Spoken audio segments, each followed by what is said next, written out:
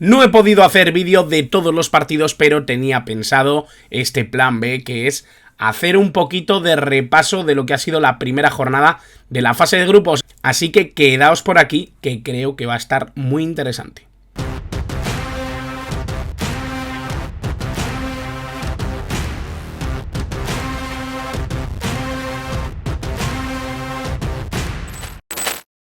Muy buenas a todos, bienvenidos a un nuevo vídeo del canal, bienvenidos a un nuevo vídeo en el que vamos a repasar un poquito esos primeros partidos, esa primera jornada de fase de grupos que ya ha terminado.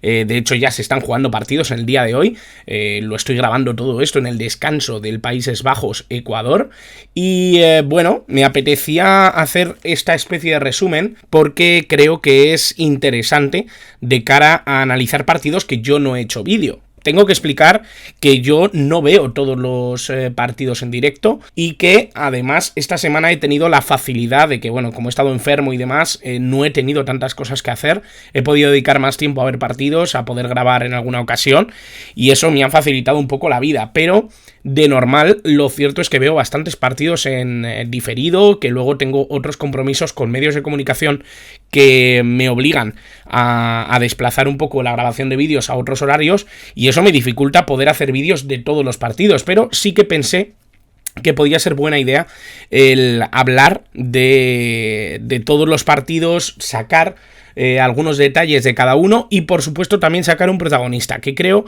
que puede ser interesante para la gente que no tenga tanto conocimiento, que no haya visto todos los partidos. Creo que sacar algunos detalles de lo que ha sido esta primera jornada puede ser interesante. Lo haré también en la segunda y en la tercera y por supuesto luego en octavos de final, en cuartos de final, en semifinales intentaré hacer algo mucho más preciso de cada partido. Creo que tendré más facilidad para hacerlo y creo que es además mucho más importante. Así que vamos a hablar un poquito de esta primera jornada que, como sabemos, empezó con un Qatar-Ecuador bastante poco agradecido en cuanto a fútbol. Hay que decir que no fue un grandísimo partido, que no fue un encuentro que vayamos a recordar en toda nuestra vida, que no va a ser ni mucho menos un encuentro que le vayamos a guardar demasiado cariño. Ciertamente me pareció bastante decepcionante Qatar, muy por debajo de lo esperado, y eso que es una selección que sabemos que tiene un bajo nivel, que no es una selección puntera, que a pesar de que en 2019 ganara la Copa Asia, creo que ha evolucionado muy poco desde esos años y que hoy todo eso pues se ha disipado un poquito. Fue semifinalista en la Copa de Oro, creo que también estuvo en Copa América. Realmente el nivel dado fue mayor del que ha demostrado en este primer partido. Ya ha jugado el segundo, de hecho, pero eso lo dejamos para la siguiente jornada. Y bueno, la verdad es que se ha visto eso, ¿no? Muy poquita evolución, pocos mimbres competitivos, pocos jugadores que den la sensación de poder dar un paso adelante y obviamente yo creo que también existe una situación que es la falta de competición en los últimos meses. Creo que han rechazado tener competición los últimos 4 meses para prepararse para el Mundial y yo no sé si eso es demasiado bueno, ¿no? Y bueno, en el caso de Ecuador yo creo que sí que hemos visto una selección con bastantes mimbres, con jugadores muy prometedores, con una plantilla joven, una plantilla que puede ir hacia adelante y que sobre todo mira al futuro y obviamente a pesar de todo eso yo tengo alguna duda de que vayan a llegar muy lejos. Creo que es una selección que tiene más cositas que un juego colectivo que prometa grandes éxitos en el futuro.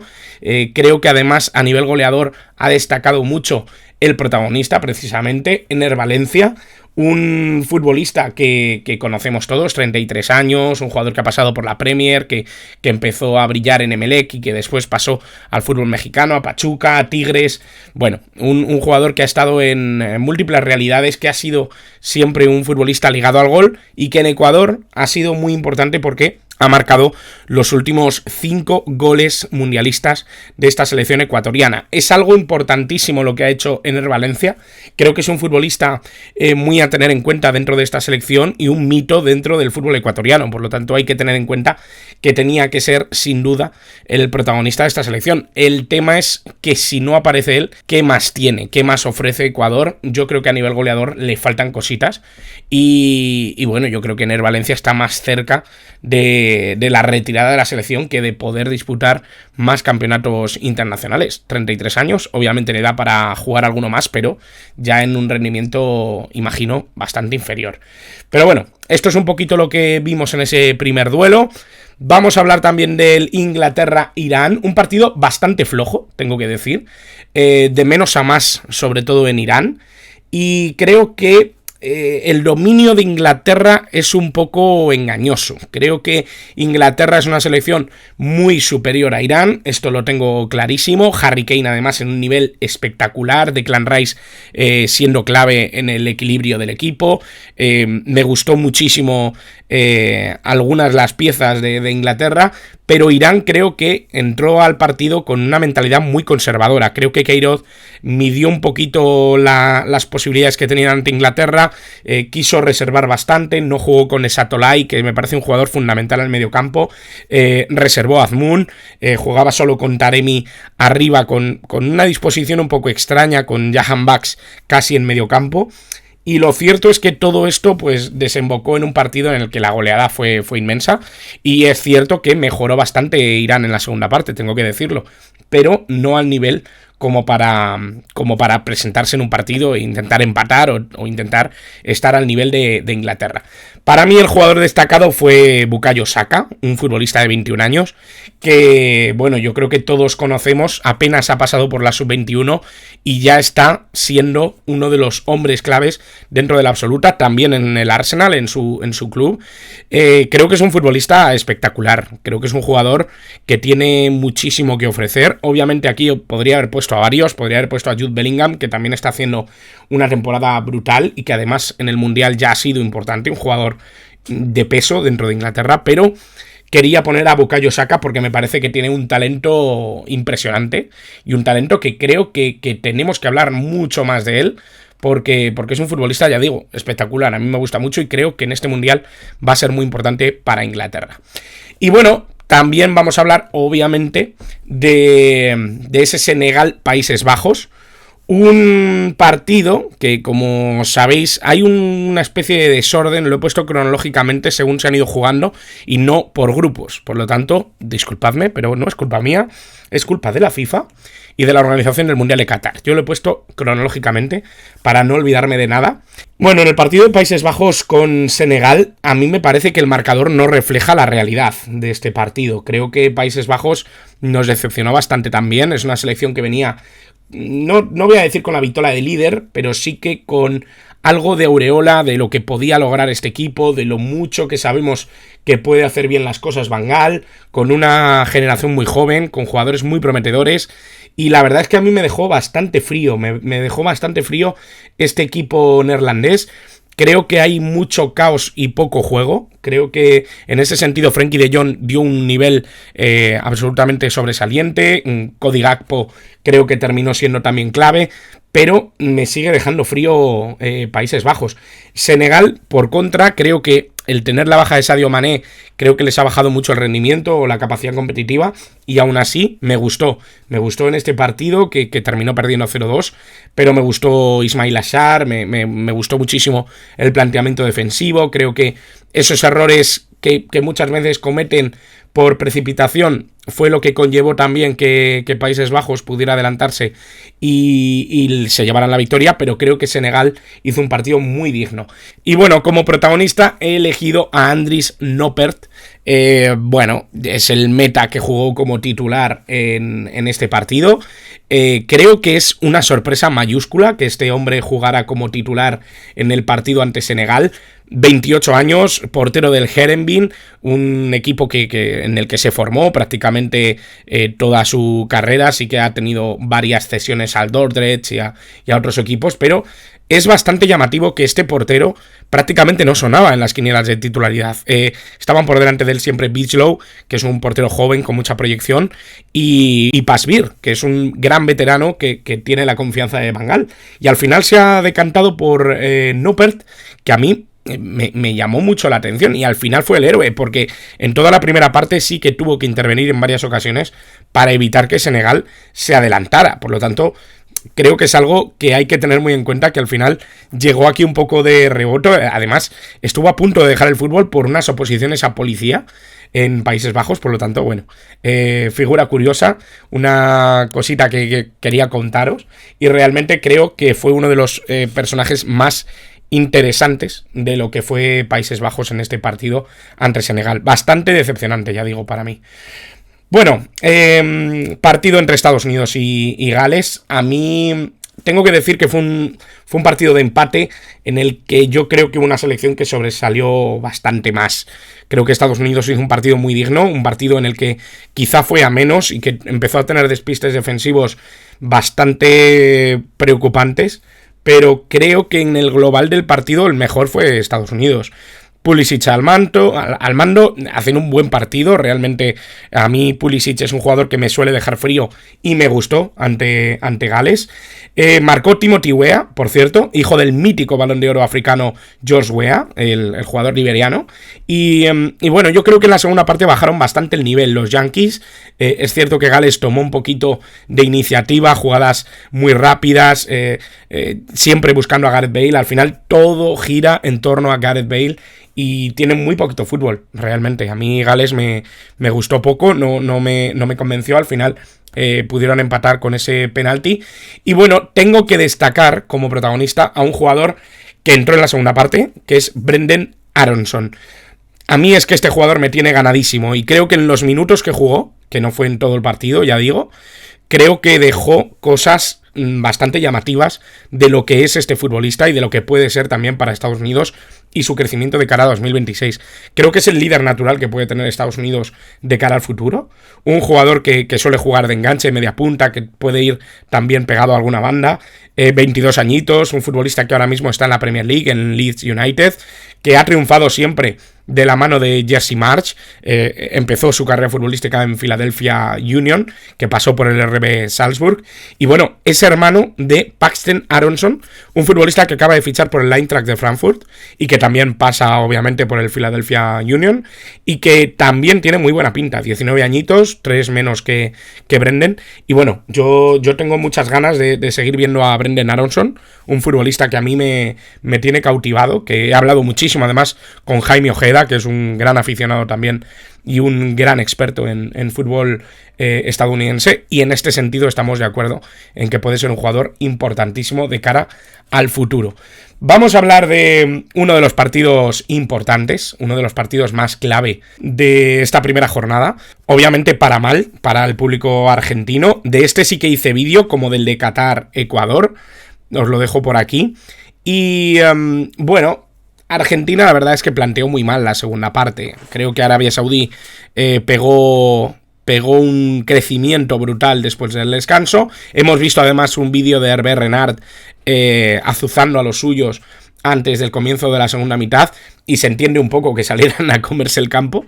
Por lo tanto, bueno, yo creo que ahí lo que no tuvo demasiada iniciativa es Argentina de tener un plan B, de buscar soluciones a la nueva iniciativa que había presentado Arabia Saudí en la segunda mitad. Creo que la primera parte de Argentina no es brillante, pero creo que es una primera parte en la que tienen opción de irse al descanso con 2 o 3 goles. Y no lo hacen, bien por el VAR, bien porque ellos no tienen acierto, bien porque no están finos. Pero lo que sí que tengo claro es que en la segunda parte no saben reaccionar. Y eso es un error bastante grave en un mundial.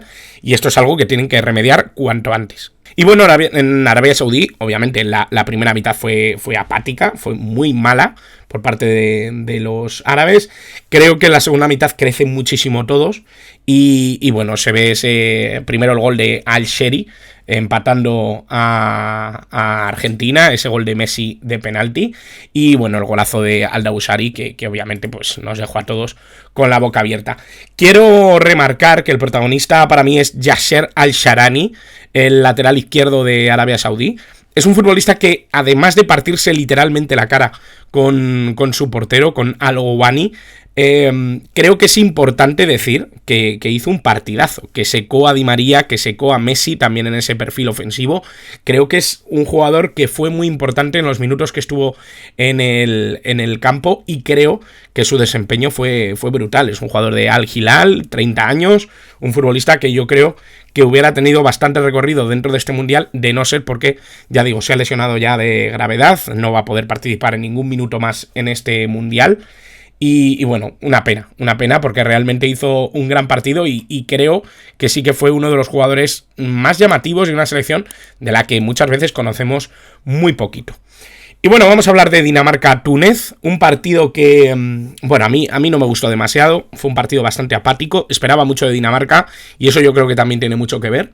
Cuando esperas mucho de una selección no te da absolutamente nada, terminas casi enfadado, ¿no? Un poco aburrido.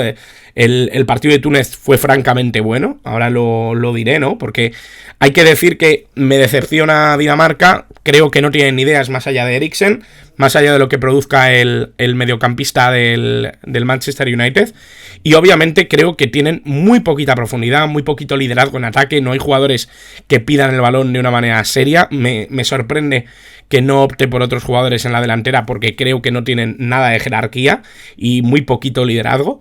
Y en este sentido, Túnez fue todo lo contrario, fueron todo corazón, muchísima iniciativa en derroche físico, en buscar siempre una opción para lanzar un balón largo e intentar conectar con los delanteros, conectar con esas opciones ofensivas que muchas veces dejaba Dinamarca por desconcentración o por intentar irse muy arriba. Bueno, realmente Túnez intentó aprovechar absolutamente todo lo que les llegaba y bueno, hay un protagonista espectacular dentro del partido que para mí es uno de los nombres de este mundial, por lo menos en esta primera jornada, que es Aïssa Laidouni, un futbolista de 25 años, nacido en Francia, ojo, nacido en Francia, pero que es internacional por Túnez, que está ahora mismo en el Ferencváros, que pasó por la cantera del Angers y que también pasó por el fútbol rumano, por el Voluntari y demás. Y bueno, es un símbolo absoluto de lo que fue el partido de Túnez. Fue un símbolo absoluto de lo que fue la presencia de esta selección en cuanto a coraje, en cuanto al derroche físico, en cuanto a la entrega y a dejarse absolutamente todo dentro del campo. Por lo tanto, un partido que más allá del resultado, más allá de lo que se vio, que fue poquito fútbol, realmente Túnez mereció bastante más que Dinamarca, simplemente por ese derroche, simplemente por ese heroísmo que le quisieron poner al partido. Así que bueno, vamos allá con México-Polonia, un empate a 0 que a mí no me terminó de convencer tampoco, creo que fue mejor México. Polonia a mí me deja muy malas sensaciones, más allá de tener al mejor atacante del mundo, que es Robert Lewandowski, más allá de tener al balón, a la bota de oro, creo que deja mucho que desear esta selección, realmente. Y México, para mí, fue mucho más... estuvo mucho más cerca de merecer el partido o de intentar llevárselo, ¿no?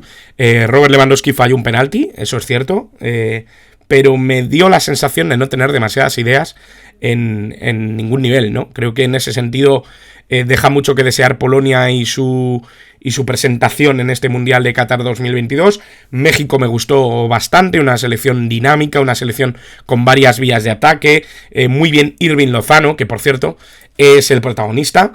A mí me está recordando mucho este Irving Lozano de la selección mexicana al que veía en el PSV, al que enamoraba en el PSV. Creo que es un futbolista que en el Nápoles ahora ha conseguido hacerse con el puesto, ha conseguido tener cierta notoriedad, ¿no? Le ha costado bastante.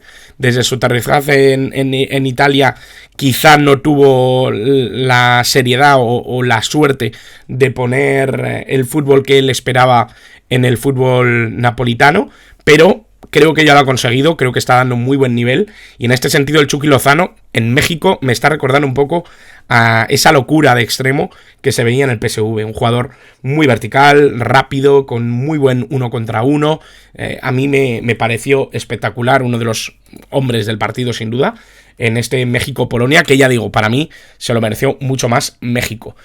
Y bueno, vamos allá con este partidazo Francia-Australia, otro partido del que me hubiera gustado hacer vídeo individual, pero las cosas son como son, no lo he podido hacer. Y bueno, Francia me parece muy superior a Australia, muy superior, a pesar de las dudas del inicio, porque creo que empezaron dubitativos. Creo que Francia es una selección muy superior a Australia, por lo tanto caía de su propio peso que en cuanto empezaran a sentirse cómodos en el campo iban a hacerlo bien, ¿no? Es verdad que empieza marcando a Australia, eso yo creo que les quita miedo, empiezan a atacar con más gente, empiezan a acercarse mucho más, con más peligro a portería de Matt Ryan, y eso obviamente les permite ya abrir el marcador. Rabiot me cayó la boca, sinceramente. Creo que hizo un partido bastante notable, más allá de que sea un jugador que a mí personalmente no me gusta. Y bueno, me dejó un detalle que a mí me entusiasma, ¿no? Para empezar, creo que se acerca bastante a la Francia de 2018. No con la claridad ni con la brillantez de la de 2018 en algunas zonas, porque creo que el mediocampo está muy por debajo de esa, pero sí con las sensaciones a nivel ofensivo. Y esto me hace pensar primero en Olivier Giroud, un jugador que hizo un partido espectacular, y también con respecto a Karim Benzema. Yo creo que esta selección, si no tiene más bajas, no debería echar de menos a Benzema. Y esto se puede entender mal, pero realmente creo que a Francia no le afecta tanto no tener a Benzema como le puede afectar obviamente a Benzema, ¿no? Y a todos nosotros, a los aficionados al fútbol, porque es una pena que Karim Benzema no haya jugado más mundiales en su carrera. Y esto es obviamente algo que todos afrontamos, pero creo que Francia no debería pasarlo mal sin Benzema. Y en parte es por el rol que demostró Antoine Griezmann, ¿no? 31 años en el Atlético de Madrid, buscando de nuevo las sensaciones de sentirse querido, de disfrutar con el fútbol.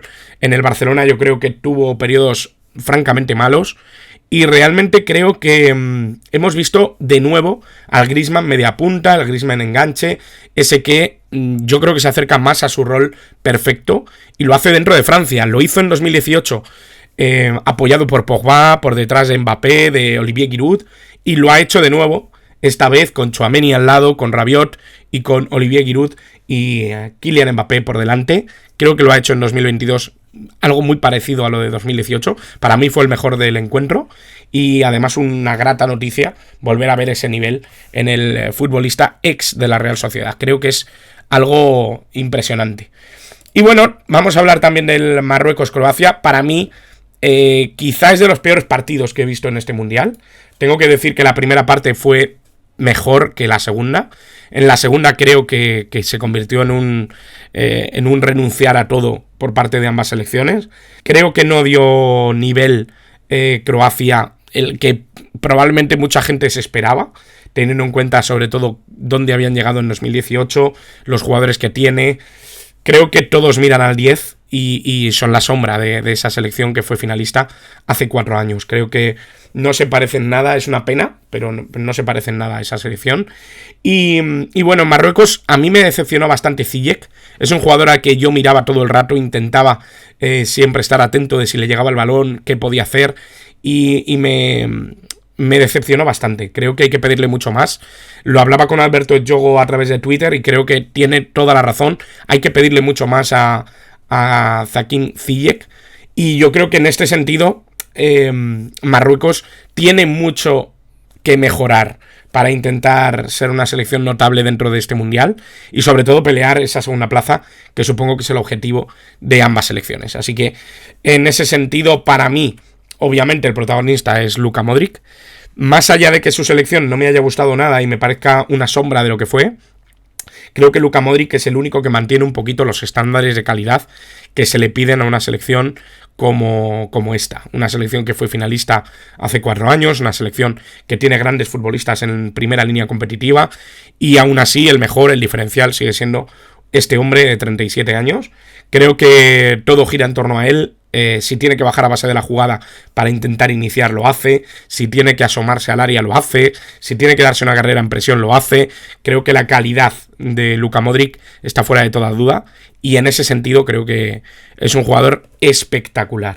Y bueno, vamos con el siguiente, Alemania-Japón. Uno de los partidos más sorpresivos de esta primera jornada del Mundial de Qatar 2022, ese 1-2 contra Japón. Tengo que decir que fue una oda al fútbol japonés por lo que puede ofrecer, y una rendición alemana total en la segunda parte. Hay que decir que el primer tiempo de Hansi Flick, de los suyos, fue sobresaliente. Creo que estuvo muy bien. Tuvieron muy mala suerte de no poder aumentar el ratio de goles, y yo creo que en ese sentido, si eso hubiera sido así, hubiera sido muy difícil para Japón remontar ese partido, ¿no? O reaccionar como lo hicieron. Pero no tuvieron plan B en la segunda parte, cuando Japón empezó a cambiar las cosas. Moriyasu empezó a mover banquillo, empezó a cambiar muchas cosas. En los carriles metió gente mucho más ofensiva o con un rol mucho más ofensivo, cambió a Kubo por Tomiyasu, metió un central más, cambió un poco su disposición táctica y fue metiendo jugadores como Richu Doan, como Asano, que fueron claves en la victoria final. Yo creo que al final lo que se vio en este partido es lo que quiere ser Japón, más allá de que lo pueda conseguir o que pueda llegar a octavos de final, pero creo que es una oda de lo que lleva intentando Moriyasu desde 2018 y por eso quizá ha sido el único entrenador que he escogido dentro de este repaso. Es el único entrenador que he escogido para poder resaltar, y es que creo que su manejo del banquillo fue brutal. Entrenador de 54 años, un entrenador muy experimentado que estuvo en Sanfrecce e Hiroshima hasta 2018 cuando empezó a dirigir a la selección japonesa, y son 4 años ya trabajando un poco en los objetivos que tenía esta selección de cara al próximo mundial. Estuvo como ayudante en 2018 en Rusia y estuvo ahora como seleccionador en 2022. Creo que proponiendo un juego muy alegre, muy vistoso. Ya lo hemos dicho, muchas veces tiende a atacar mucho y dejar desprotegida la defensa. En este caso contra Alemania se llevó el gato al agua y creo que en este sentido fue algo completamente merecido. Creo que es algo de lo que muchos estaremos de acuerdo, que fue una maravilla ver a Japón en este partido contra Alemania. Y bueno, de maravilla en maravilla, porque el partido de España contra Costa Rica fue brutal, fue brutal. Ya no solo a nivel de goles, ¿no? Porque a todos nos gusta ver muchos goles, a todos disfrutamos con goleadas, pero creo que el partido de España contra Costa Rica, más allá de eso, fue un espectáculo a nivel de juego. Fue un espectáculo. Es verdad que una Costa Rica muy inoperante, apenas salvables Celso Borges y Joel Campbell. Lo cuento también, lo comunico en un vídeo que hice especialmente para este partido. Os lo dejo por aquí también, obviamente. Y bueno, tengo que decir que a mí me gusta mucho España. Tuvo 2 vías de ataque muy marcadas en primera y segunda parte. Fue metiendo jugadores diferentes para intentar probar otro tipo de ataque, con menos riesgos, con jugadores que le dieran más importancia quizá a movilizar a los centrales, a intentar abrir un poquito la defensa de Costa Rica, que en la segunda parte ya fue de 5 operativos. Tuvo un grandísimo desempeño del mediocampo. Busquets estuvo especialmente cómodo. La verdad es que le hicieron el papel muy fácil. Y creo que el ataque español estuvo impresionante. Zanjó los debates acerca de si podía tener más perfiles, de si sería más peligroso con otros jugadores. Creo que en este sentido a Luis Enrique le ha dado la razón su propio fútbol. Entonces creo que es bastante importante, ¿no?, hablar de esta selección, de lo que está demostrando y de lo que se ha visto hasta ahora, que es impresionante. Y bueno, hay que hablar de Pedri. Hay que hablar de Pedri porque para mí es el protagonista de este partido. Yo creo que es un futbolista esencial para entender lo que quiere ser la Roja hoy y lo que quiere ser en el futuro. Es un futbolista que para empezar tiene 20 años. Esto es algo fundamental, porque hablamos de muchos jugadores, hablamos de Gavi, que ahora es el tercer goleador más joven de la historia del Mundial. Es una pasada, es una pasada. E hizo un partidazo, y fue MVP. Pero creo que quien marca el tempo de esta selección, como lo hicieran en su día otros jugadores en España, ahora mismo es Pedri. El canario yo creo que tiene nivel de sobra como para hacerse con la selección, y creo que es el que marca realmente si la selección es diferencial o no. Por lo tanto, creo que es el futbolista que tenía que ser protagonista en este partido, del que ya he hablado en profundidad, ya digo, en el otro vídeo, y que podéis verlo, obviamente, y que yo os invito a ello. Y bueno, en Bélgica, un 1-0 bastante injusto para mí. Aquí soy completamente subjetivo. Creo que Canadá mereció muchísimo más. Creo que Canadá hizo un partido muy, muy digno. A mí Bélgica me decepciona cada año. Hay 2 selecciones que me suelen decepcionar, Bélgica y Serbia, y lo han hecho, de hecho. Ya luego hablaremos de Serbia, pero lo han hecho ambas.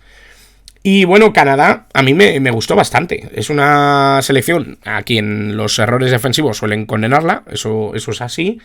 Tiene ciertos problemas tácticos que también le conllevan dificultades. Tiene muchos jugadores muy interesantes que no tuvieron suerte. Davis falló un penalti, luego lo estuvo intentando en la segunda parte, incluso jugando como extremo derecho. La verdad es que no pudieron hacer mucho más. Eustaquio creo que estuvo a muy buen nivel también. Es que ofensivamente yo creo que es un ejemplo enorme para cualquier selección que llegue sin el título de favorita, que llegue con el título de posible representante un poco de selecciones underground, ¿no? Y yo creo que Canadá se comportó muy bien, que fue una selección muy interesante, que fue una selección que dio un nivel altísimo y que al final no se llevó la victoria por un gol de Batshuayi, un buen gol de Batshuayi, pero que realmente Bélgica a mí no me gustó nada, no me gustó nada, ni en defensa, ni en ataque, ni en mediocampo. Kevin De Bruyne no me parece que esté al nivel que se le pide a Kevin De Bruyne. Eden Hazard, es cierto que no me disgustó del todo, pero sigue muy lejos del nivel que sabemos que puede dar. A mí me deja frío un poquito esta selección, me dejó frío el primer partido y obviamente creo que Canadá mereció más. Y bueno, el protagonista es, yo creo que de los más desconocidos de los que he ido nombrando, Richie Laryea.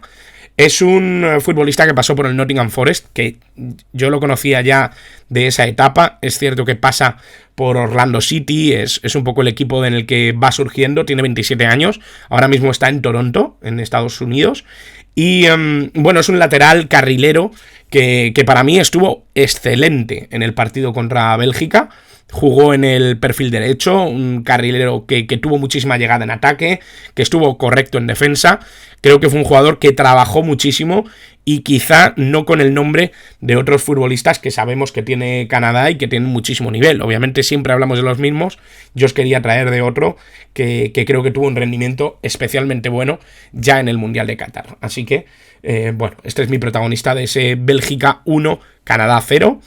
Vamos a hablar de Suiza-Camerún, un partido que a mí no me dejó nada llamativo, bastante decantado por el acierto de Suiza en un momento dado y bastante decantado por la debilidad que tiene Camerún en general en esta Copa del Mundo. No me gusta demasiado Camerún, me parece que es un poco chupomotín y 10 más, sobre todo en el momento en el que está viviendo el delantero camerunés en el Bayern de Múnich, casi llovido del cielo, pero realmente está teniendo un nivel muy diferencial, un jugador que tuvo oportunidades incluso en este partido, que solo lo pudo detener Jan Sommer, que para mí es el protagonista de este encuentro.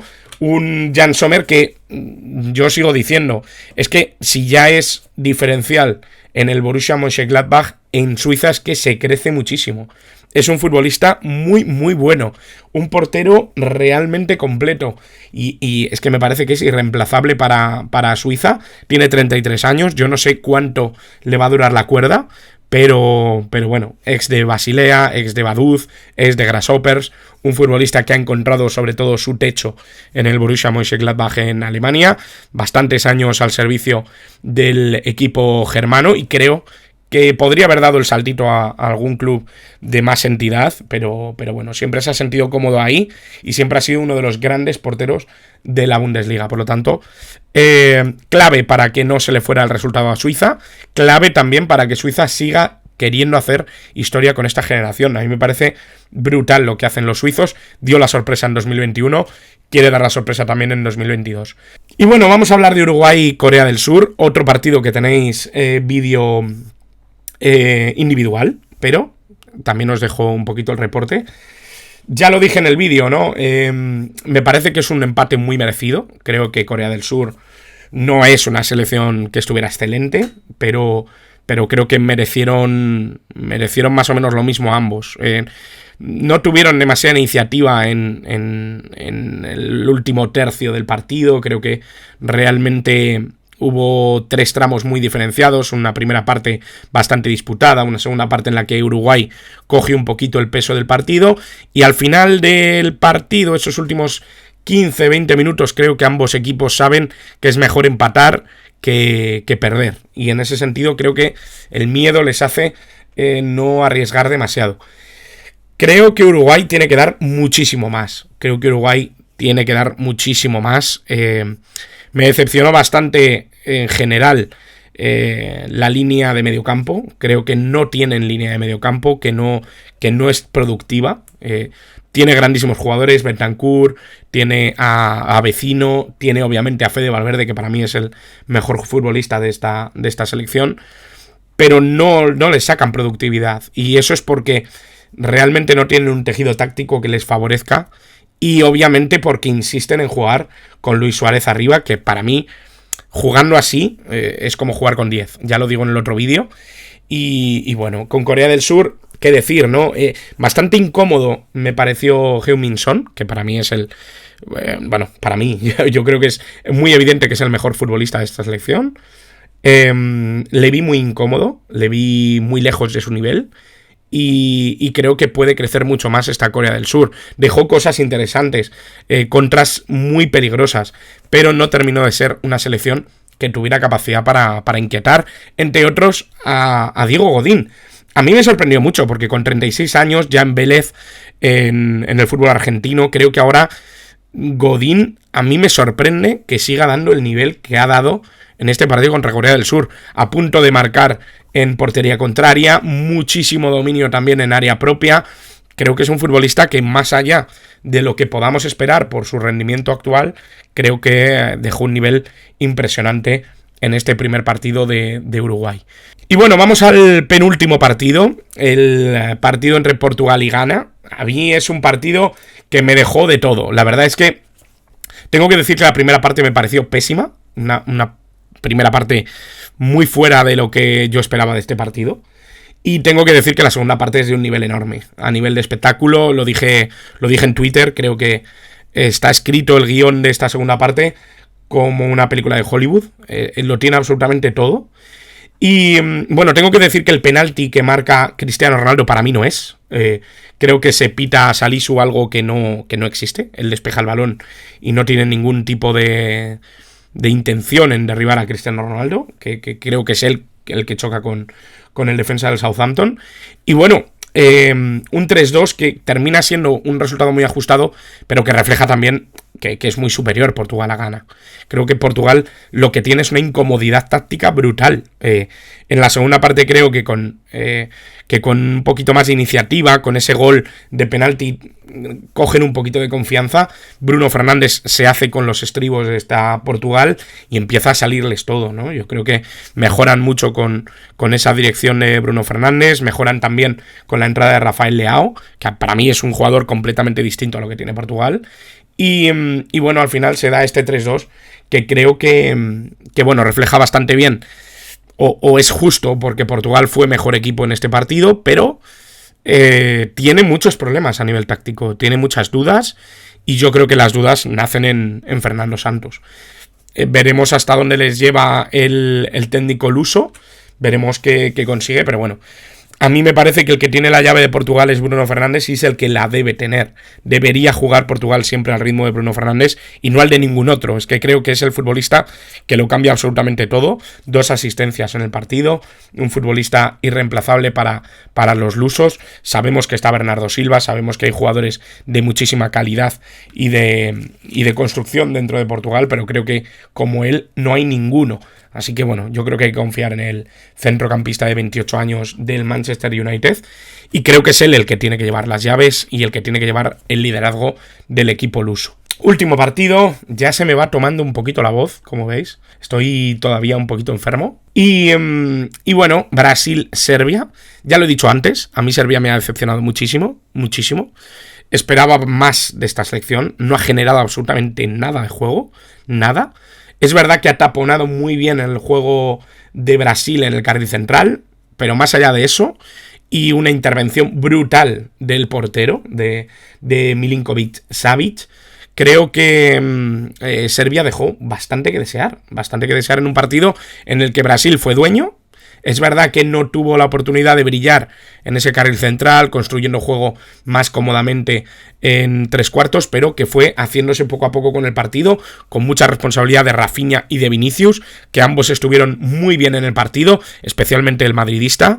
Creo que fue un personaje esencial en ambos goles y que demuestra que con él en el campo es mucho más difícil a las demás selecciones meterle mano a Brasil. Eso es así. Ofensivamente gana mucho Brasil con Vinicius en el campo. Y bueno, veremos hasta dónde llega esa lesión de Neymar. Parece que se pierde. Es muy probable que se pierda los 2 partidos que restan de la fase de grupos. Por lo tanto, a ver qué hace Tite para reconfigurar el equipo. Y bueno, hay que hablar obviamente del golazo de Richarlison y de la presencia de Richarlison, porque hay que decir que se dudaba bastante de que estuviera en la convocatoria final, y esta victoria es 100% suya. los 2 goles suyos, la sensación de que ha marcado además el gol del Mundial en la jornada 1. No sé si vamos a ver un gol mejor que el que marca a pase de Vinicius. Ese segundo gol creo que es impresionante, creo que es demencial. Y bueno, creo que lo dice todo la sensación de que Richarlison a partir de ahora probablemente sea considerado un jugador imprescindible dentro de esta Brasil, algo que yo creo que antes del Mundial pues no firmábamos tan fácilmente. Incluso podíamos dudar de que fuera titular, por lo tanto creo que esto es importante. Ya sabemos que en los mundiales muchas veces reescriben las historias. Richarlison sigue siendo un jugador que ha tenido un rol participativo súper clave dentro de esa victoria, esa primera victoria en el mundial que ha conseguido la canariña. Y bueno, poquito más. Realmente ya veis que tengo la voz bastante fastidiada. Ya veis que me voy cansando a medida que hablo. Y ya se ha hecho un vídeo bastante largo. No quería tampoco alargarme mucho más, pero me parecía importante hacer un vídeo de estas características, ir anotando las cosas que me llamaban la atención. Y bueno, haceros un resumen un poquito de esta jornada que acabó ayer. Voy a publicar este vídeo hoy, que estamos a viernes. Y bueno, espero que os haya gustado. Yo voy a terminar de ver ese partido entre Senegal y Países Bajos, ya en diferido, como veis.